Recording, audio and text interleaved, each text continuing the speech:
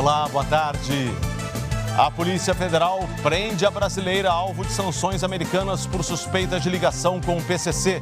Mais 6 acusados também estão presos.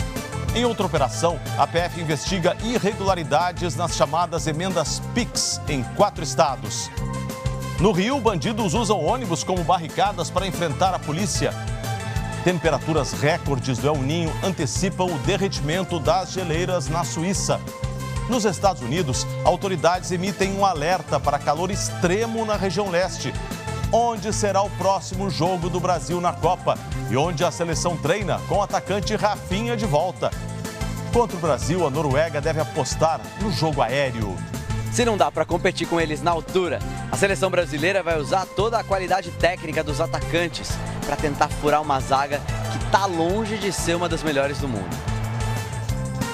A partida de domingo marca o retorno de Neymar ao estádio onde estreou pela seleção. 16 anos depois, ele está de volta, com a oportunidade de escrever um recomeço no mesmo cenário, num contexto muito mais importante. O Jornal Hoje está começando. A Polícia Federal prendeu hoje a brasileira que foi alvo de sanções do governo americano. Foi durante uma operação que investiga a suspeita de um esquema bilionário de lavagem de dinheiro ligado ao tráfico internacional de drogas. A Justiça determinou o bloqueio de mais de 10 bilhões de reais em bens, valores e criptomoedas dos investigados. Quem acompanha a operação em frente à sede da Polícia Federal em São Paulo é o repórter Bruno Tavares, que vai dar para a gente todos os detalhes. Bruno, boa tarde. Boa tarde, Kovalik. Boa tarde a todos. O principal alvo da operação de hoje é o empresário Vitor Shimada, que nessa semana foi alvo de sanções do governo americano por envolvimento com o PCC e está foragido. A PF começou essa investigação em março deste ano em parceria com autoridades americanas. No dia 2 de junho, a Justiça brasileira autorizou o cumprimento dos mandados de busca e apreensão e também de prisão contra os suspeitos.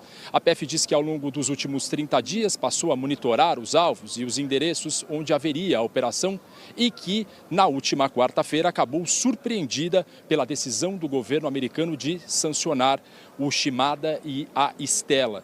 E depois disso, os investigadores notaram que Shimada especialmente fugiu, não passou a ser localizável.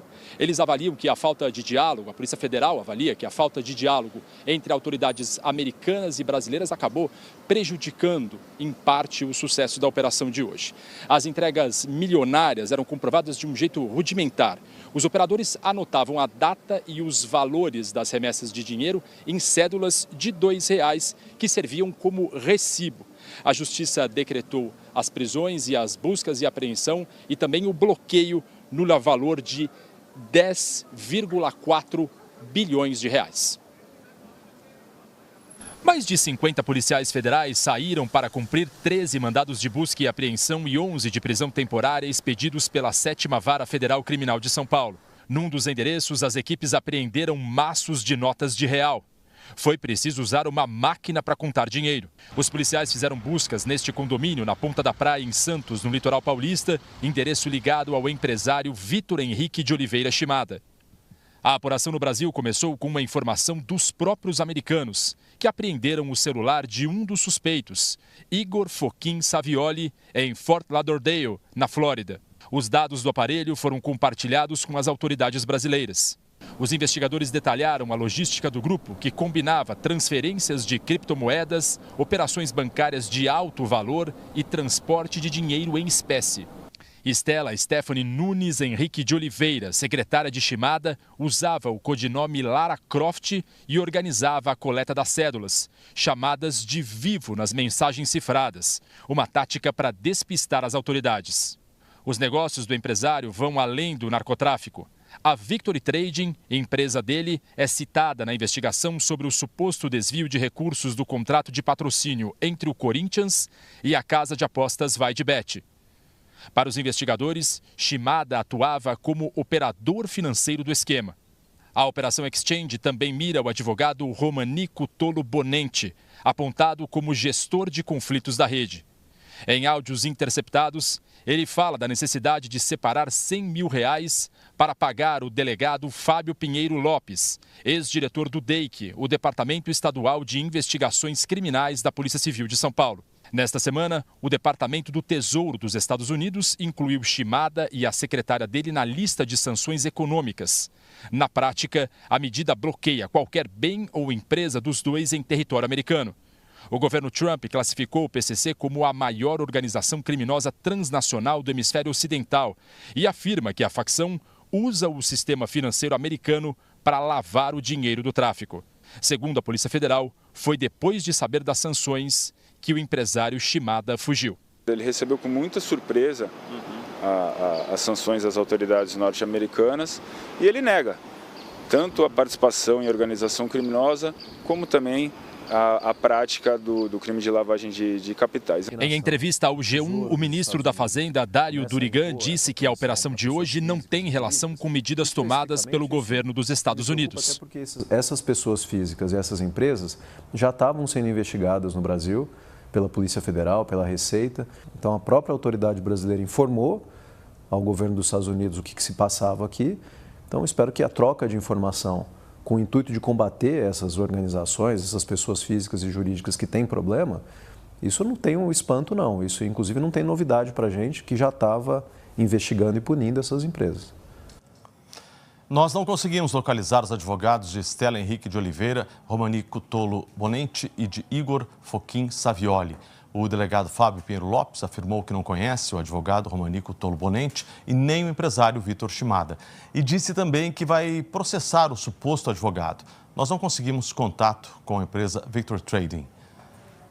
A polícia da Bahia prendeu hoje 9 pessoas por envolvimento com facções criminosas no estado. O Mauro Anchieta está acompanhando, tem as informações para a gente. Mauro, boa tarde. Boa tarde, Kovalik. Boa tarde a todos. Entre os presos, 9 são advogados. Essas prisões foram feitas aqui em Salvador e em mais 5 municípios baianos. Outros 12 mandados de prisão foram cumpridos contra pessoas que já estão no sistema prisional. As investigações do Ministério Público e da Polícia Civil afirmam que o grupo repassava informações de fora das penitenciárias para chefes de facções que estão presos aqui. As autoridades disseram que os advogados também transmitiam ordens de crimes para integrantes em liberdade. Entre esses crimes estão tráfico de drogas, movimentação financeira ilegal e execução de integrantes de grupos rivais. As investigações começaram há mais de um ano depois da fuga de 16 detentos do presídio de Eunápolis, a 650 quilômetros de Salvador. A OAB Bahia disse que pediu acesso aos autos do inquérito para tomar as providências cabíveis, que podem incluir a eventual suspensão preventiva dos advogados envolvidos. Kovalik. Obrigado pelas informações, Mauro. Até mais. E bandidos atravessaram vários ônibus na região da Cidade de Deus, no Rio, no segundo dia de operação da PM na comunidade. O Bruno Grubert está ao vivo e acompanha tudo. Vai contar para a gente como é que está a situação. Bruno, boa tarde. Como é que está a situação agora, por favor? Kovalik, e a todos que estão com a gente no Jornal Hoje, boa tarde. Agora a operação da polícia já acabou, as pistas de ruas e avenidas estão liberadas, bem diferente da situação que motoristas e moradores aqui da região enfrentaram no começo da manhã. Hoje a Polícia Militar veio à Cidade de Deus para retirar barricadas e tentar impedir o avanço da facção criminosa Comando Vermelho para outras comunidades e bairros aqui da região. Foi o segundo dia seguido de operação da PM nessa mesma área. Em retaliação, os criminosos retiraram as chaves e atravessaram 5 ônibus na pista. Eles também queimaram objetos para impedir o trânsito, que só foi liberado depois que um reboque retirou os veículos do caminho. 10 linhas de ônibus tiveram que desviar o trajeto por conta dos bloqueios e a PM diz que a ordem para reagir à ação da polícia veio do traficante Luciano da Silva Teixeira, conhecido como Sardinha. Ele está foragido e é condenado a 24 anos de prisão. A PM informou que apreendeu armas, drogas, radiocomunicadores e prendeu 2 homens que estavam com esse material. Nenhum desses presos é o traficante mais procurado, o Sardinha. 16 escolas municipais e uma escola estadual tiveram que fechar para garantir a segurança de funcionários e alunos durante essa operação. Kovalik. Obrigado pelas informações, Bruno. Até mais. E a Polícia Federal faz operação em 4 estados para apurar possíveis irregularidades no uso das emendas PIX, recursos públicos encaminhados por meio de emendas parlamentares. A Michele Mendes tem as informações para a gente ao vivo. Michele, boa tarde. Oi, Kovalik, boa tarde para você e a todos. Essa investigação começou depois de auditorias da Controladoria Geral da União. No dia de hoje, a Polícia Federal, então, cumpriu 41 mandados de busca e apreensão em São Paulo, Tocantins, Bahia e Roraima. Essa ação foi autorizada pelo ministro Flávio Dino, do Supremo Tribunal Federal. Os alvos, então, são gestores, empresários que fizeram obras não executadas, mal executadas ou então superfaturadas. No carro de um desses investigados, a Polícia Federal encontrou muito dinheiro e apreendeu no total R$230 mil em espécie. A operação, então, apura o uso de dinheiro público por meio de emendas PIX nos municípios de Iracema e São Luís do Anauá, ambos em Roraima. Os recursos foram indicados por parlamentares e ex-parlamentares do estado. São Luís do Anauá é o menor município de Roraima, mas de 2020 a 2024 foi o terceiro município do país a receber o maior número de emendas deste tipo, um total de quase R$90 milhões. Na operação de hoje, a Polícia Federal investiga os seguintes crimes: peculato, lavagem de dinheiro, corrupção e fraude em licitações e contratos administrativos. A gente segue acompanhando, Kovalik. Obrigado, até mais. 2 pessoas morreram na queda de um avião de pequeno porte hoje de manhã em Campo Grande. As vítimas são o piloto e uma pesquisadora alemã. Lídia Mocklinhoff era especialista em tamanduás. A identidade dela foi confirmada pelo governo de Mato Grosso do Sul. As primeiras informações do Corpo de Bombeiros são de que o avião saiu de um aeródromo e tentou pousar numa pista privada. O destino era o Pantanal. A suspeita inicial é de que o piloto tenha procurado uma alternativa devido à baixa visibilidade provocada pela neblina que atingiu Campo Grande na manhã desta sexta. E socorristas na Venezuela tentam resgatar um menino de 9 anos preso sob os escombros do terremoto da semana passada. O governo venezuelano afirmou que não vai apressar o fim das operações de busca. A presidente interina, Delcy Rodrigues, enfrenta um crescente desgaste político e quase metade dos venezuelanos disse que a realização de novas eleições tem mais prioridade do que a reconstrução do país depois do desastre. Delcy Rodrigues negou veementemente que o governo dela tenha reagido de forma lenta à destruição causada pelos 2 terremotos que devastaram a costa norte do país há pouco mais de uma semana. Rodrigues lembrou que o governo emitiu um decreto para acionar os protocolos de proteção civil e de emergência poucas horas depois dos tremores. A presidente atualizou o número de mortos para 2.595 e disse que o governo ainda não encerrará as operações de busca e resgate. 9 dias depois dos terremotos, socorristas tentam resgatar um menino de 9 anos encontrado com vida. Ele está sob uma montanha de escombros desse prédio que desabou. Parentes acompanham aflitos.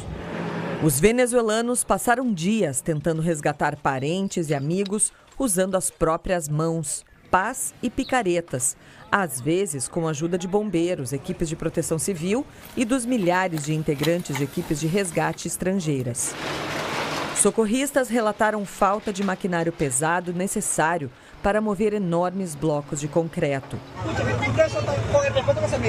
Nas redes sociais circulam vídeos de venezuelanos criticando a demora da resposta do governo e confrontando autoridades e soldados. Nós não estamos em guerra, estamos enfrentando uma emergência, disse este homem. A taxa de desaprovação de Delcy Rodrigues subiu para 63,3% em junho, alta de quase 5 pontos percentuais em relação a maio, segundo uma pesquisa realizada depois dos terremotos.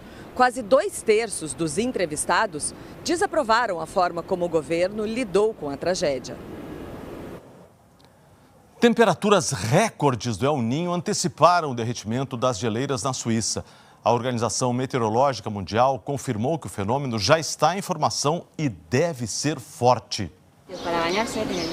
Em Madrid, a dieta no zoológico mudou. Tem picolé de panda, lanches congelados com frutas e folhas de bambu.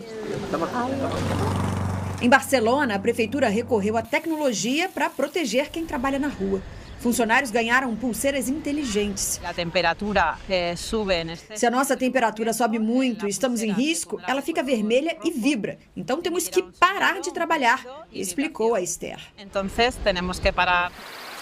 A preocupação não é à toa. Mais de 410 milhões de pessoas, 2/3 da população da Europa, enfrentaram temperaturas acima dos 35 graus só na segunda quinzena de junho. A França registrou mais de 2.000 mortes acima da média em uma única semana. A Bélgica, mais de 1.200 vítimas na última onda de calor. E a Espanha, mais de 1.000.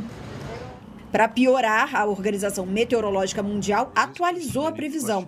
O El Niño que está se formando vai ser forte. O reflexo estará nos termômetros. Sabemos que durante anos de El Niño, as temperaturas normalmente atingem níveis recordes, destacou o cientista. A OMM alerta que o fenômeno aumenta o risco de eventos extremos, entre eles incêndios florestais, como o sul da França e a Espanha já estão enfrentando. Enquanto florestas queimam, gelo derrete. Na Suíça, o problema é a neve, ou a falta dela. A quantidade acumulada no último inverno já derreteu, o que costuma acontecer só no fim do verão europeu, em setembro. Agora, as geleiras estão perdendo gelo acumulado durante décadas ou séculos. É uma situação realmente preocupante, frisou Matias. O turista alemão Harry visita os Alpes suíços há 50 anos. Dá vontade de chorar, disse. Tem gente que não acredita em mudança climática. Aqui vocês veem. Isso é a mudança climática, lamentou. A previsão é de mais calor nos próximos dias aqui na Europa, o continente que está aquecendo mais rapidamente no planeta. Um sistema de alta pressão avança em direção a Portugal e Espanha. Os termômetros também devem voltar a subir em países como Reino Unido, França e Suíça.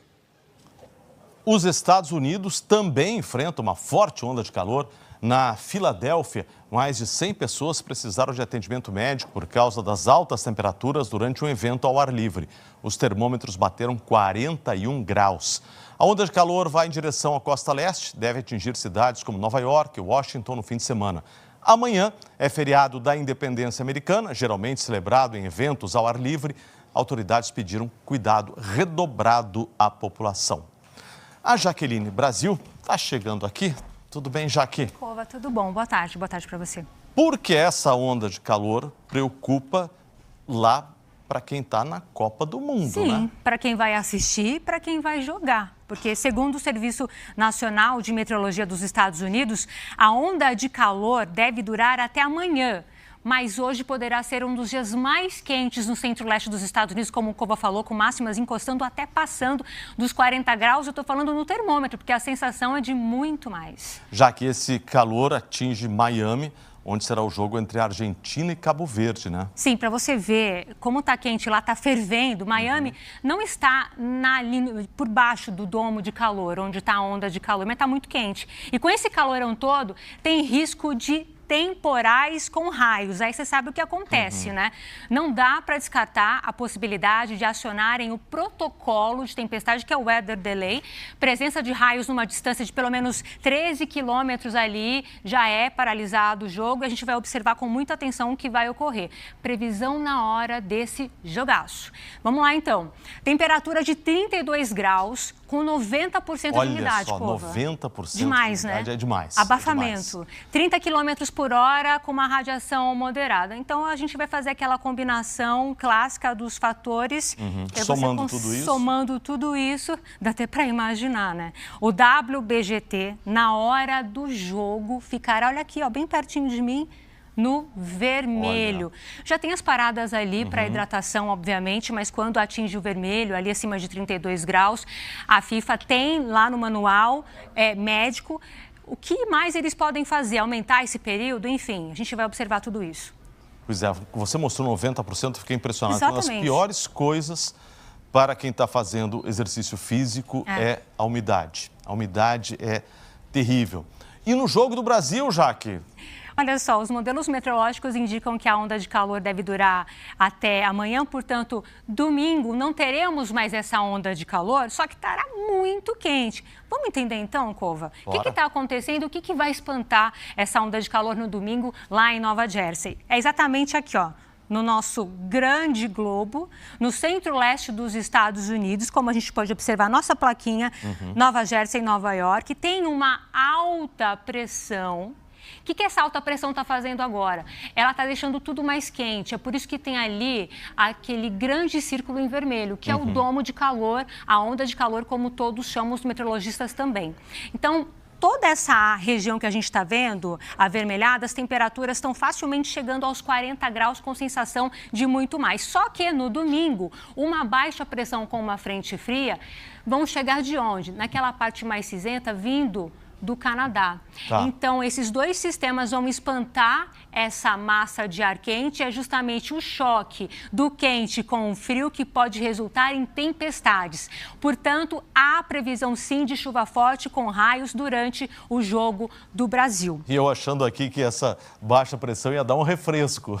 Ao contrário, pode causar tempestades. Até dá um mini refresco, podemos dizer, porque hoje os termômetros estão atingindo quase os 40 graus. No domingo, na hora do jogo do Brasil, olha só aqui a nossa previsão. Os termômetros podem ficar ali. Opa, já temos aqui o nosso WBGT para dizer o que vai acontecer, é isso? Mas aí a gente já volta.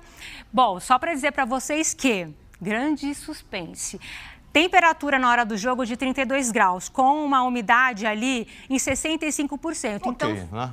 Assim, um pouquinho além do que deveria, mas ok. Uma sensação de calor abaixo ali dos 40 graus. Mas aí, fazendo aqui o cálculo, o WBGT vai ficar no vermelho. De novo? O que também é uma grande preocupação. Então, a gente tem que ficar esperto no risco de temporal e também nesse calorão que pode, sim, ali atrapalhar um pouquinho o desempenho dos jogadores. Mas a gente está torcendo muito para o Brasil, claro, né? Tá certo. Obrigado, Jaque. Daqui a pouco eu volto. O tempo deu um refresco também, com né? certeza. Obrigado, hein? E olha, debaixo desse calorão que a Jaque mostrou que a seleção brasileira treina neste momento. Fim de semana é decisivo. No domingo, o Brasil enfrenta a Noruega. Agora, quem chega aqui é o Luiz Teixeira. Tô na área. Para nos contar. Rapaz, pela descrição da Jaque, eu senti o calor aqui. Tá quente, inclusive, viu? Mas, ó, a sensação térmica lá em Nova York e Nova Jersey tá perto dos 40 graus. Ou seja, no treino e no jogo teremos calor. Vamos pra lá? Conversar com a Karine Alves. Aniversariante do dia. Mesmo? Parabéns, Assoprando Karine. velhinhas. Parabéns, Karine. Conta pra gente aí, por favor. Obrigada, meus amigos queridos. Boa tarde, Cova. Boa tarde, Luiz. Estou aqui ouvindo vocês e a Jaque também falando da previsão do tempo. O Luiz falou, né? Sensação térmica de quase 40 graus. Eu fui olhar aqui no termômetro, no relógio, né? Aqui no celular, na verdade. 36 graus nesse momento, com sensação de 38. Por isso que a gente conseguiu aqui uma sombra também para entrar ao vivo para conversar com vocês. E como disse a Jaque, no domingo já não vai estar mais naquele pico do calor, mas pelo menos a previsão aqui que estão falando é de 33 graus e aí a sensação também de 38 ainda. Então vai estar quente, não só o clima dentro do gramado, como também na arquibancada onde a gente estiver assistindo ao jogo do Brasil contra a Noruega. Falando um pouquinho ainda mais, a seleção também tenta amenizar os danos do calor, né? Se prepara também para esse momento, porque quando a gente sabe que vai ter esse jogo com uma temperatura assim, precisa ter estratégia. E a estratégia, por exemplo, uma delas é um colete de gelo, em que os jogadores colocam gelo dentro do colete mesmo para vestir ali quando tem aquela paradinha ali, né? Da hora da hidratação e tudo mais. Eles também têm uma máquina de raspadinha de gelo. Vocês lembram? Sacolé, suculé, não sei como é que fala aí em São Paulo, lá no Rio Grande do Sul a gente falava sacolé. A raspadinha de gelo, que é gostosa ali, né? Que tem sabor, aquela coisa toda. E uma toalha gelada para colocar assim na parte do pescoço, para pelo menos amenizar um pouco e baixar a temperatura rápido para o jogador conseguir correr e ter mais pique também e corresponder dentro do campo. Agora falando da seleção, que vocês comentaram que ela está treinando nesse momento, sim, a gente acompanhou aqueles 15 minutos iniciais e temos uma imagem bem bacana ali do Neymar quando ele entrou em campo junto com o Rafinha, ele entrou assim no maior clima descontraído. Olha aí, ó. Dando bom dia. Eu respondi, né, Cova e Luiz? Eu respondi. Ele super descontraído junto com o Rafinha. O Rafinha que fez o aquecimento junto com o grupo, foi reintegrado, né? Teve aquele corredor polonês do Rafinha. Mas é o seguinte, ele participou dessa parte do bobinho, só que depois ele continuou fazendo também a preparação física dele separado, que nem aconteceu com o Neymar quando ele estava retomando as atividades, passando por essa transição física, gente. Agora, falando do Neymar, tem uma outra questão, uma curiosidade, né? O Brasil vai jogar justamente no estádio onde o Neymar jogou pela primeira vez uma Copa do Mundo e marcou também seu primeiro gol em Copa do Mundo, que foi em 2010. Quem conta pra gente tudo isso é o Pedro Bassan. Bom dia. Os dias estão melhorando para o Neymar nessa Copa. Assim como a seleção evolui a cada jogo, ele foi evoluindo a cada passo. Do tratamento para a academia, depois para o campo, quando o menor movimento ainda chamava a atenção. Nem viajou para a partida contra o Haiti, jogou contra a Escócia, deu chute a gol. E contra o Japão, só não entrou em campo porque o Brasil nem precisou dele. Falei com o Neymar que se não se empatava o jogo até o minuto 60, ia meter a ele. Estávamos pensando na prórroga de meter a ele, porque está bem. Mesmo no banco de reservas, Neymar tem um trabalho a fazer. É o conselheiro de Endrick. Tenho uma relação muito boa com o Ney. A gente pode ficar brincando depois dos treinos, jogando carta ali, a gente fica trocando resenha e a gente senta lado a lado ali também quando está no banco. Então, vou tentar extrair o máximo do Ney para poder colocar isso na minha carreira, porque tem muito tempo pela frente ainda. Com a contusão de Paquetá, os dois vizinhos de banco podem estar juntos dentro de campo. E quando olhar ao redor, Neymar poderá buscar inspiração na própria memória. Foi no estádio de Nova York, Nova Jersey, que o menino Ney estreou na seleção. O ano era 2010 e, num amistoso contra os Estados Unidos, o Brasil mostrava ao mundo o jovem talento do Santos. 2-0 para o Brasil e o primeiro gol de Neymar vestindo o manto sagrado pentacampeão. 16 anos depois, ele está de volta, com a oportunidade de escrever um recomeço no mesmo cenário, num contexto muito mais importante. Além de receber Brasil e Noruega, esse gramado vai ser o palco da final da Copa. Neymar fez mais 2 gols aqui depois daquela estreia. O do empate contra a Colômbia em 2012, 1-1. E mais um contra os Estados Unidos, na vitória por 2-0 em 2018. Se balançar novamente as redes desse estádio no jogo contra a Noruega, vai ficar com mais vontade ainda de voltar para cá. E hoje tem Messi em campo, naquele calorão de Miami que a Jaqueline mostrou agora há pouco. Tem, Kovalik. Argentina e Cabo Verde se enfrentam com transmissão aqui na tela da Globo. Uma é a tricampeã, outra a estreante. Uma é a tradição, a outra a surpresa. Mas elas têm algo em comum.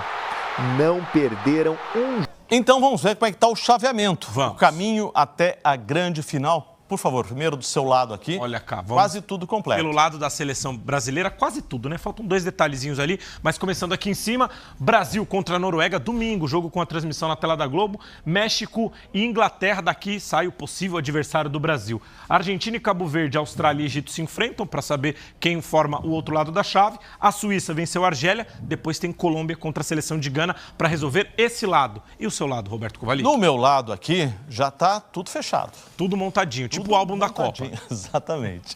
Nas oitavas, a gente vai ter Paraguai e França. Aqui embaixo, Canadá e Marrocos. Esse...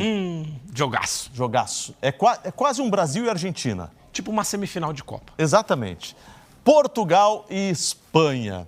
E aqui embaixo, Estados Unidos e Bélgica. Esse é o caminho, né? Vai afunilando agora até chegar aqui ao 19 de julho, data da final da Copa do Mundo. Como que a gente vai viver sem Copa depois? Vai ser difícil. Eu também não sei. Ainda hoje, de Brasília. E o velho golpe do boleto falso levou à prisão de 7 pessoas do Amapá. Elas são suspeitas de falsificar o site da concessionária de energia do Amapá para enganar os clientes. mais de 300 vítimas já registraram o boletim de ocorrência relatando o golpe. O esquema movimentava 8 milhões de reais por ano, de acordo com a polícia. Os agentes apreenderam mais de 5 milhões de reais entre bens e valores, incluindo carros de luxo, joias, relógios e muitas notas de real. A tragédia que despejou o equivalente a mais de 16 piscinas olímpicas de lixo num córrego em Goiás completou um ano. Produtores rurais e ribeirinhos denunciam que ainda há muito lixo no manancial e a água continua contaminada. O prejuízo na fazenda do Tiago com a morte de animais passa de R$1 milhão. A gente teve uma quantidade, primeiro, de abortos muito grande, isso pela contaminação da água e, além disso, os resíduos sólidos que foram despejados dentro do córrego. Então, como sacos plásticos, lixo, os animais acabam consumindo isso e tendo problemas intestinais e vindo a óbito também. Um ano depois da tragédia, parte do gado continua confinada. Hoje, para poder tratar em torno de 50 animais, a gente está tendo um custo hoje mensal de mais de R$30 mil. Na propriedade do seu Ricardo, água só de uma mina. A preocupação agora é com o período de estiagem. Ela vai secando, né? Ela fica bem pouquinho. Até para beber, você tem que trazer água da cidade. A área de camping à beira do rio, antes cheia de barracas, está vazia. Ninguém tem hoje a coragem de vir banhar no rio e a gente próprio não tem a coragem de colocar uma pessoa para vir banhar aqui nesse rio, né? A água é considerada imprópria para consumo desde o desmoronamento, em junho do ano passado, quando milhares de toneladas de lixo foram lançadas no córrego Santa Bárbara. O aterro sanitário Ouro Verde começou a funcionar aqui em Padre Bernardo porque os donos conseguiram uma autorização da Secretaria Municipal de Meio Ambiente. Mas desde o começo o Ministério Público foi contra. Primeiro, por entender que a Secretaria Municipal não era o órgão competente para autorizar a instalação. E também porque esse lixão está dentro de uma área de preservação ambiental. Ficou claro que esses estudos de impacto ambiental que foram apresentados para fundamentar uma licença municipal, ele trazia inconsistências. Eram cópias de documentos que não refletiam estudos daquele local. Eles sequer poderiam ser considerados como verdadeiros estudos ambientais para subsidiar uma licença ambiental.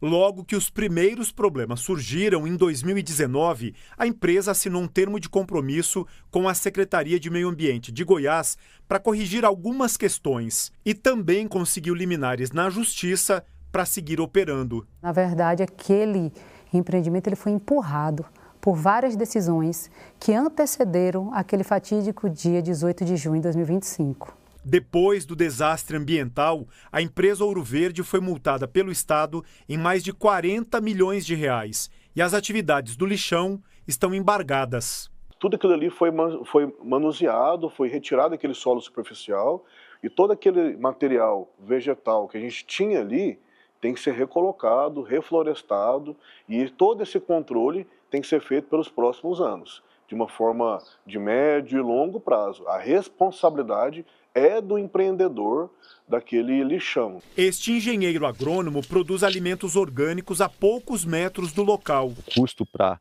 garantir isso e dar manutenção nisso é altíssimo. E a gente fazendo aqui o trabalho de recuperação dessa área, preservação do solo, água, não usa agrotóxico, não usa nenhum tipo de contaminante, e aqui do lado esse passivo gigante, ameaçando até o nosso trabalho aqui. A empresa Ouro Verde disse que está cumprindo todas as obrigações do acordo com o Ministério Público e que continua trabalhando no monitoramento dos danos ambientais e na recuperação da área. A Prefeitura de Padre Bernardo informou que o lixão foi licenciado na gestão passada, mas que prestou apoio aos atingidos e ajudou nas ações emergenciais. Nós não conseguimos contato com o ex-prefeito de Padre Bernardo para falar sobre a liberação do lixão em área de preservação ambiental. Jaqueline Brasil está de volta, agora com a previsão do tempo aqui para o Brasil. O que você destaca, Jaque? Tem dois alertas para agora à tarde, Cova. Um que é relacionado à chuva e outro de ar muito seco, é por onde vamos começar. A umidade do ar pode cair bastante, hein? Toda essa área aqui alaranjada, por exemplo, em Palmas. O tempo fica firme hoje em grande parte do país. Pode chover do leste de Santa Catarina até o Rio de Janeiro, do norte do Espírito Santo, contornando aqui o nosso mapa até o Acre. O maior risco de temporais é para o Rio Grande do Norte, do estado, norte do Ceará e do Amapá até o norte do Amazonas. Em Manaus, agora, termômetros registrando 31 graus, 33 em Palmas, em Teresina, 30 no Recife, um pouco menos, hein? Em Belo Horizonte e em São Paulo, com 25, 19 em Campo Grande e 14 graus em Florianópolis. Caiu, hein? E no fim de semana que está chegando, tem jogo da seleção, todo mundo já se planejando. Como fica o tempo? Olha, amanhã está mantida a virada no tempo no centro-sul do país por causa dessa configuração aqui, né? Um ciclone extratropical mais distante no oceano, com uma frente fria, essa alta pressão de origem polar. O que vai acontecer? Hoje e amanhã pode ventar bastante no leste do Rio Grande do Sul e de Santa Catarina. A chuva diminui bastante, tá? E vai esfriar mais ainda no sul, com mínimas negativas no Rio Grande do Sul e em Santa Catarina. Amanhã em Porto Alegre, Curitiba, olha só, mínimas de 5 e 9, máximas de 14. São Paulo com 13 e 17 graus. Caiu bastante. Rio de Janeiro e Cuiabá, 18, 16, 24 e 25 à tarde. Em Natal, atenção para essas capitais, Boa Vista, Fortaleza e Belém, chuva, hein, com temperaturas de 26 a 32 graus. E no domingo, dia do Jogo do Brasil, chuva mais para o norte e nordeste, temperaturas tentando subir um pouquinho mais. Tá bem. Obrigado, Jaque. Bom fim de semana para você. Para você também. Tchau, tchau, gente. O Globo Repórter de hoje vai mostrar a beleza do Pampa Gaúcho. Muita gente imagina que é uma região muito plana para criar gado. É isso, também. Mas tem uma riqueza muito maior. É o portal de entrada para um pedaço do país que ainda é cheio de surpresas, até para os pesquisadores. O Pampa é mais rico e diverso do que parece. Olhando de longe, a gente não tem noção do que é isso aqui. O Pampa tem toda essa riqueza também e escondida, e por isso que é tão especial. O Pampa tem história e um legado que conquistou o paladar brasileiro. Tá boa mesmo? De fundamento. Porque a carne aqui produzida é diferente. A carne aqui também pode ser mais sustentável. O rebanho bovino não é parte do problema, é parte da solução. O Pampa forjou o gaúcho desta região. Para mim, o gaúcho é bagual. Tem um orgulho, né? Sente que a gente é daqui e que pertence aqui.